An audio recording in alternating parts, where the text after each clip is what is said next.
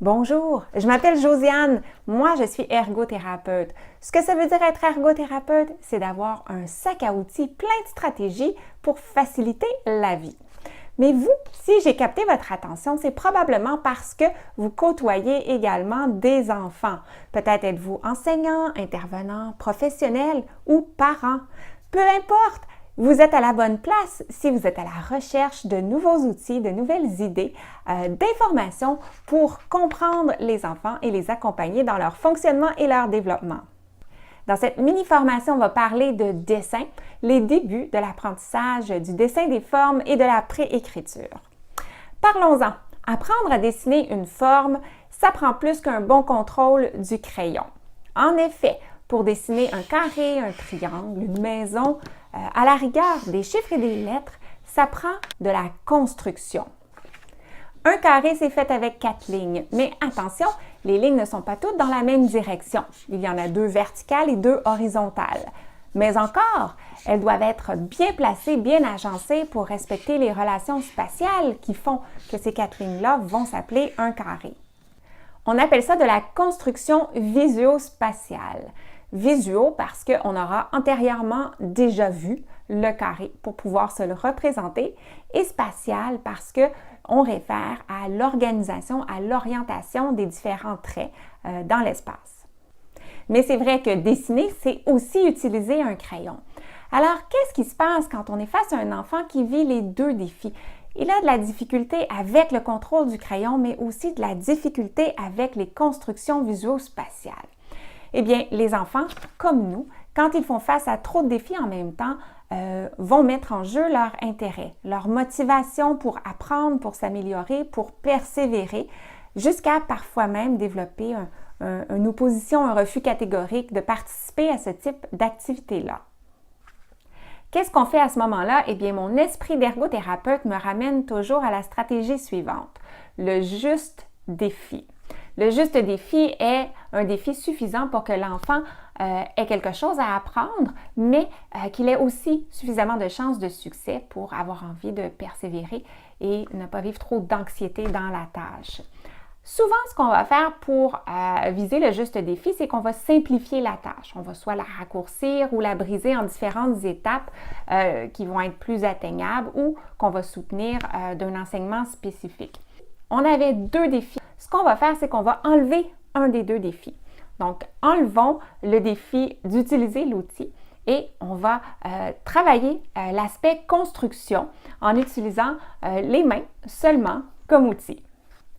Sans oublier que si on a du rattrapage à faire côté motivation, parce que l'enfant a déjà classé le dessin comme une activité ennuyante ou même s'oppose à faire face aux activités de dessin, eh bien, c'est là qu'on va mobiliser toute notre créativité, on va inventer des thématiques, on va sortir des équipements amusants, on va s'assurer de créer un contexte qui va être agréable et attirant pour regagner la motivation de l'enfant.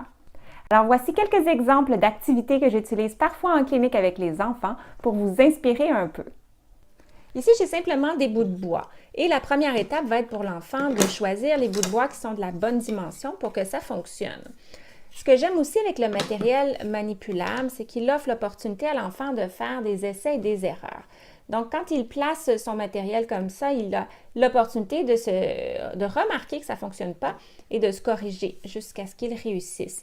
Quand l'enfant dessine directement sur le papier, l'erreur est plus définitive et c'est plus compliqué de se corriger. Ça fait plus d'émotion, si on veut. Le matériel magnétique gagne souvent beaucoup de points côté motivation auprès des enfants. Mais ce qui est intéressant aussi avec les choses qui collent au tableau, c'est qu'on travaille à la verticale, ce qui va différer un petit peu de travailler à l'horizontale sur la table. Et l'enfant va devoir se réajuster au niveau construction visuo-spatiale. Et pour certains enfants, ça va être un petit défi à relever, mais ça va être très utile pour construire son concept de la forme. Les réglettes sont vraiment intéressantes pour continuer à travailler cette notion-là de dimension des tracés. Pour faire un carré, j'aurai besoin de 4 bâtonnets de la même longueur. Par contre, quand je voudrais faire un rectangle, j'aurai besoin d'un bâtonnet qui va être plus court aux 2 extrémités. ce qui va m'aider à prendre conscience de l'importance de la longueur de mes tracés.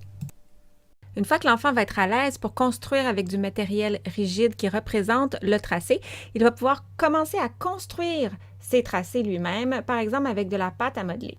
Au-delà du défi d'assemblage, l'enfant a maintenant un défi de mesure à relever où il devra créer son propre tracé en pâte à modeler de la bonne longueur en fonction de la forme qu'il va se représenter et qu'il souhaite construire.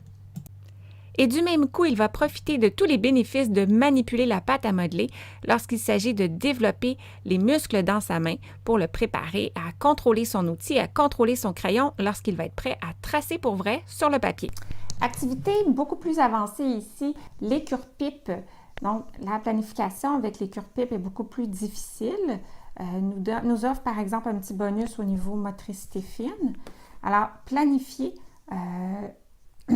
la construction d'une forme avec un cure-pipe, ça prend une excellente visualisation de la forme. Et un beau travail aussi au niveau toléré, que ce n'est pas parfait et que ça ne reste pas attaché. À moins qu'on travaille notre motricité fine, voilà. Et le carré est un gros défi avec les cure-pipes. Ouais, je m'en suis quand même bien sortie, mais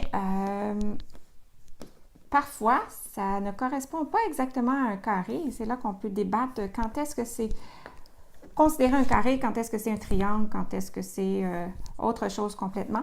Alors, les cure-pipes pour la construction des formes.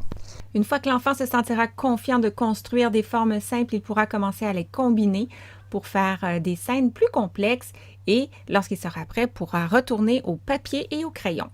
Voilà, c'était mon humble contribution à votre sac à outils pour cette semaine. Si vous ne me connaissez pas encore depuis longtemps, peut-être que vous êtes en train de vous demander si j'ai pas d'autres ressources qui pourraient peut-être vous intéresser. Eh bien, c'est probable que oui. Venez voir pour vous-même sur mon site web. Il y a des capsules antérieures, des ressources téléchargeables, des formations si vous souhaitez aller plus loin sur une variété de sujets. Motricité globale, motricité fine, les préalables scolaires, crayons, ciseaux, découpage, le développement sensoriel, la gestion des émotions et j'en passe. Tout ça toujours abordé de la perspective du monde de l'ergothérapie. Nous, on se retrouve ici la semaine prochaine, même heure, même poste, pour continuer à parler de stratégie d'ergothérapie. Bye!